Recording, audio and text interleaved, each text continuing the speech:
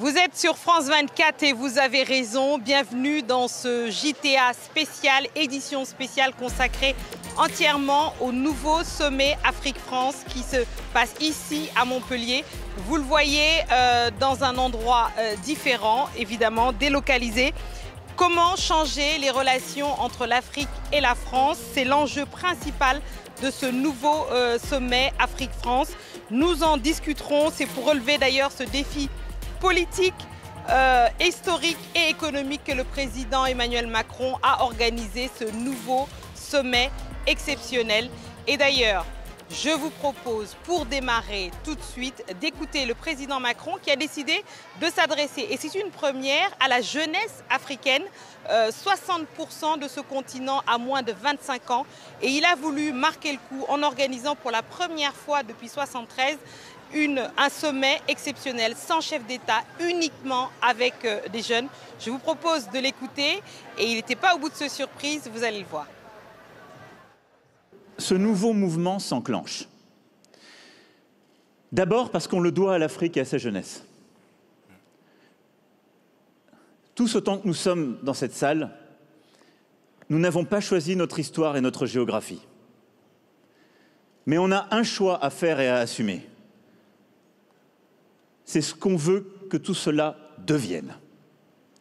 Nous n'avons pas choisi notre histoire et notre géographie, y compris les pages les plus tragiques, les responsabilités qu'il ne faut pas occulter et la lucidité que nous devons avoir. Nous sommes les héritiers et les héritières de tout cela. C'est donc fini les expressions « Sauvons l'Afrique !» « Aidons à développer l'Afrique, il y a tellement de misérables là-bas !» C'est fini, Monsieur le Président. Monsieur le Président, vous l'aimez le dire. Nous sommes au Mali pour aider le Mali. Si nous n'étions pas venus au Sahel, il n'allait pas avoir de gouvernement actuellement au Mali. J'ai envie de vous dire que si ce n'était pas les Africains, il n'allait pas avoir de France aujourd'hui. Nous sommes liés. Arrêtez de dire que vous êtes venus nous aider. Non, parce que le terrorisme ne menace pas que le Mali. Vous êtes aussi menacés. Pour en parler, nous recevons à présent Kako Nobukpo, économiste, membre de du fameux comité Achille Mbembe, qui lui-même a été chargé de repenser une refonte générale des relations entre l'Afrique et la France. Kako Nobukpo, lui, il est économiste, membre de la commission l'UEMOA, donc on va pouvoir lui poser des questions concernant l'économie. Mais avant de parler d'économie, on avait envie de savoir comment vous avez vécu justement en tant que membre du comité Achille Mbembe, mais aussi après avoir participé à ce premier sommet du nouveau genre ouvert à la société civile en faisant une place très grande à la jeunesse. Comment vous l'avez vécu? Oui, j'ai trouvé que ce fut un moment de grande franchise où les choses ont été dites, où on a vu une jeunesse africaine empreinte de fortes demandes d'émancipation, de souveraineté, de responsabilité. Et finalement, les grands absents, si j'ose dire, furent les dirigeants africains. Parce qu'on avait un président français qui renvoyait systématiquement la balle vers les dirigeants africains, qui étaient absents en fait. Et on voyait bien que la jeunesse africaine avait envie de réponses, mais réponses qui ne pouvaient pas forcément venir du président français. Donc, oui, mais voilà. Alors, mais la question finalement, elle est, est-ce que finalement c'est le rôle de la France d'organiser ça? On a entendu des mots très forts comme de paternalisme, un néocolonialisme. Pourquoi est-ce qu'il décide de ne plus s'adresser à ses homologues africains? C'est une vraie question. Comment vous répondez à ces attaques? Oui, moi je pense qu'il faut banaliser au sens positif du terme ces sommets Afrique-France. C'est-à-dire qu'il faut organiser des choses sur le continent. C'était un peu l'idée des États généraux de l'éco qu'on a organisé à Lomé fin mai dernier. Mais il faut aussi que l'Afrique parle à tout le monde, à la France, mais aussi à la Chine, aux États-Unis d'Amérique, à l'Inde, au Brésil, etc. C'est-à-dire qu'il faut sortir de ce fétichisme de la relation privilégiée France-Afrique. Sinon, on sera toujours la 5e roue du carrosse parce qu'on a l'impression, c'est un peu comme une histoire d'amour où vous courez après quelqu'un qui ne veut pas de vous. Vous voyez? Et donc, je pense qu'il faut banaliser ce genre de rencontres. C'est utile. Le comité auquel j'appartiens a fait un travail qui me paraît intéressant. Mais il faut qu'on ouvre le champ des discussions avec d'autres parties du monde, avec d'autres continents, avec d'autres pays, d'autres peuples. Bien sûr, et vous, au sein du comité, alors vous avez, on vous connaît pour vos positions concernant le franc CFA, votre réflexion, vous avez produit des sommes entières sur cette question de la réflexion sur faut-il ou pas changer le franc CFA, et on se demande justement quelle est la proposition concrète justement qui débouche de tous ces mois de réflexion que vous avez fait au sein du comité d'Achille Mbembe, justement, quelle est la proposition qui émerge de ça justement? Oui, comme vous savez, une des décisions fortes prises à Lomé au moment des États généraux de l'ECO, c'est la mise en place de ce qu'on appelait les conversations monétaires de Lomé, qui se tiendront tous les 2 ans, au cours desquelles tous les Africains viendraient débattre, pas seulement des économistes d'ailleurs, des sociologues, des historiens, sur le fait monétaire, et pas seulement autour de la zone franc, mais le fait monétaire en Afrique. Et donc par rapport à notre rapport, dans le cadre du comité piloté par Achille Mbembe, l'idée c'est que la plateforme qui se met en place pour les débats entre la France et l'Afrique sur tous les sujets qu'on appelle des irritants, que ces conversations monétaires de Lomé puissent y trouver leur place aussi, de sorte que le dialogue soit un dialogue continu. Mais ce que je retiens, c'est vraiment la demande d'émancipation de la population africaine. Et cette demande d'émancipation devrait se traduire, me semble-t-il, au niveau des dirigeants, par la prise en conscience ou la prise de conscience du fait que les souverainetés ne sont pas négociables. Et je pense qu'on parle de toutes les souverainetés politiques, géostratégiques, économiques, alimentaires, monétaires aussi. Et alors, j'ai une question justement, vous êtes économiste et il y a une question de finance dans ce rapport. Les propositions, les fameuses 13 propositions d'Achille, elles sont financées. Et pourtant, on sait que le poids de l'Afrique dans le commerce extérieur de la France, c'est 3%. Et on se demande justement quel est l'intérêt pour la France simplement de financer toutes ces propositions. Qu'est-ce que la France y gagne ? Non, la France est consciente du fait que la stabilité du monde se joue en Afrique. Nous constituons 17% de la population mondiale.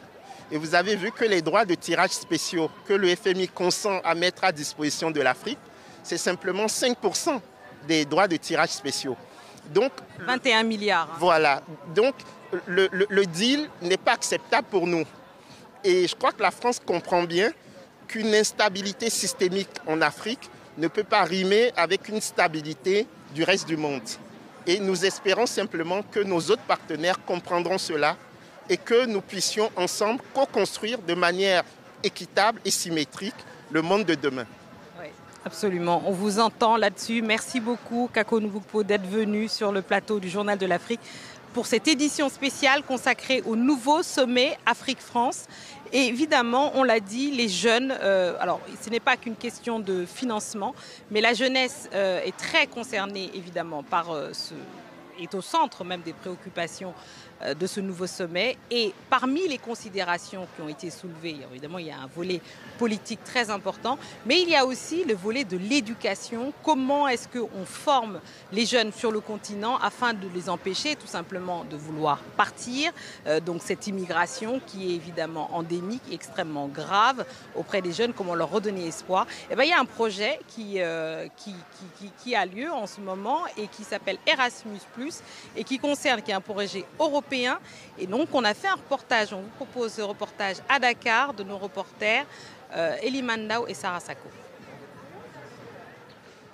Lamine est l'un des derniers bénéficiaires du programme Erasmus+ au Sénégal. Il a été sélectionné par son université dakaroise pour étudier 3 mois dans une faculté espagnole. Ce chercheur en informatique travaille sur la 5G, la dernière technologie de réseau mobile. C'est un programme qui nous a permis, entre autres, de développer des compétences par rapport à notre domaine. Et c'est dans le cadre de ce postdoc-là que j'ai eu quand même à aller en profondeur en ce qui concerne les mesures d'antenne. Donc j'ai eu à découvrir un laboratoire bien équipé. J'ai eu à travailler avec des experts dans ce domaine-là. Entre 2017 et 2020, 2800 étudiants africains ont participé à Erasmus+, dont 215 étudiants sénégalais. Le programme permet aux bénéficiaires d'obtenir un diplôme européen en plus de celui de leur pays d'origine. Quand vous allez à l'étranger, vous allez forcément voir autre chose, une autre façon de faire, etc. Donc tout ça, c'est au bénéfice quand même des étudiants. La plupart des étudiants qui bénéficient de ces programmes, s'il n'y avait pas ce programme, ils n'auraient pas pu faire la mobilité. Donc de ce point de vue-là, c'est un soutien logistique qui est extrêmement important. Le ministère de l'Enseignement supérieur salue les impacts positifs d'Erasmus+. Son souhait, que les profils des étudiants envoyés en Europe répondent mieux aux besoins du marché de l'emploi sénégalais. Il y a le risque que ces étudiants soient formés dans des domaines pour lesquels il y a peu ou pas de débouchés au Sénégal. Il est important que nous soyons dans une dynamique de co-construction pour qu'en retour, ces programmes de coopération soient utiles à notre enseignement supérieur. Erasmus+ s'implique aussi au sein des universités africaines. Le programme finance des projets d'innovation et de renforcement de capacités. Il soutient aussi la création de plateformes technologiques sur le continent. Oui, vous l'avez entendu, c'est évidemment une préoccupation majeure, l'éducation pour les jeunes. Et on l'a vu, ça a été pas mal répété. Énormément d'acteurs dans ce secteur de l'éducation ont été justement appelés, ont participé d'ailleurs au sommet. Mais alors un autre sujet a marqué véritablement ce sommet, c'est la question des restitutions et de la culture. Comment est-ce qu'on restitue finalement la culture et le patrimoine africain.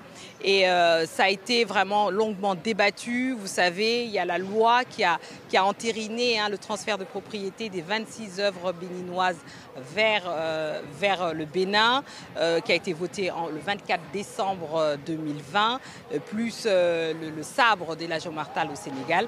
Mais au-delà de ça, nous, on avait envie de savoir justement quelle était la part finalement de la création contemporaine africaine d'aujourd'hui finalement. Et elle se pose de façon assez prégnante et on reçoit avec nous une invitée, Myriam Berada, qui elle est directrice artistique du MACAL, qui est donc le centre d'art dédié à la création contemporaine au Maroc, à Marrakech. Alors Myriam, merci d'être avec nous sur ce journal de France 24 dans cette édition spéciale du Journal de l'Afrique. On avait envie justement de savoir, vous avez participé justement à ce sommet, comment vous l'avez-vous vécu tout simplement parce qu'effectivement c'est nouveau, cette place accordée à la société civile d'une manière générale. Tout à fait, merci. Alors, je pense que c'était un très bon signal, donc ce sommet et cette invitation à justement poser des recommandations et de savoir comment on peut mieux faire au-delà de ces collaborations. Effectivement, les meilleures pratiques. Il a été question pendant ce sommet aussi de la part finalement de cette création contemporaine africaine parce qu'on s'interroge beaucoup sur ces œuvres donc à restituer, donc on pense dans ces cas-là évidemment à l'art ancien, mais il y a une vraie question sur finalement comment est-ce qu'on s'occupe de la création contemporaine actuelle africaine et comment est-ce qu'on la valorise et on la préserve. Et vous avez d'ailleurs fait dans ce cadre-là un partenariat entre votre musée et le musée de la Porte Dorée sur une exposition qui a eu lieu à Paris. Tout à fait. Alors, la création contemporaine africaine se porte bien aujourd'hui, on va dire en termes de visibilité, parce qu'il y a une effervescence générale sur les 10 dernières années. Un certain nombre de foires, de biennales, de galeries ont émergé sur le continent et au-delà. Donc, il y a une réelle visibilité. Une initiative comme la saison Africa 2020 ne fait que renforcer cette position. Aujourd'hui, la question qu'on se pose, c'est de quelle manière est-ce vraiment profitable pour les artistes et est-ce qu'on construit les choses de manière pérenne. Parlez-nous de cette exposition donc, qui a été très remarquée évidemment au cœur de la saison Africa 2020. Alors l'exposition Ceux qui s'oublient et ceux qui restent est en fait le fruit d'une collaboration entre notre musée, le MACAL, basé à Marrakech, et le Palais de la Porte Dorée à travers le Musée national d'histoire de l'immigration. Et quoi de mieux finalement pour parler de cette histoire, de trouver en fait ce socle commun qu'est la transmission. Donc c'est le témoignage de 18 artistes africains, qu'ils soient du continent ou de ces différentes diasporas, qui ont livré un témoignage sensoriel, historique sociales, de leurs différentes pratiques à travers une diversité de médiums. L'exposition s'est clôturée il y a peu, mais elle a effectivement eu un certain succès et je pense que ce qui a été très fort aussi, c'est l'engagement du lieu. On sait ce que représente le Palais de la Porte Dorée en termes de représentation coloniale, bien sûr. Donc c'est un sujet qu'on a vraiment mené à bras-le-corps. Les équipes ont été très collaboratives aussi et je pense que ça a été déterminant, en tout cas dans le succès. Et peut-être ça répondait aussi à l'invitation de Ngoné Fall, sa commissaire générale. Donc comment regarder le monde d'un point de vue africain. Oui, absolument. Comment regarder ce monde d'un point de vue africain. Merci beaucoup, Meriem Berada, d'être venue dans cette édition spéciale du Journal de l'Afrique qui a été entièrement réalisée ici à Montpellier dans le cadre de ce nouveau sommet Afrique-France pour justement savoir comment est-ce que, évidemment, on peut repenser et refonder cette relation qui est ô combien compliquée, complexe, historique, économique. Énormément de choses ont été dites. Alors évidemment, les résultats, nous les verrons et nous ne manquerons pas de les commenter sur l'antenne de France 24. Merci à vous et évidemment, restez avec nous car l'actualité continue sur France 24.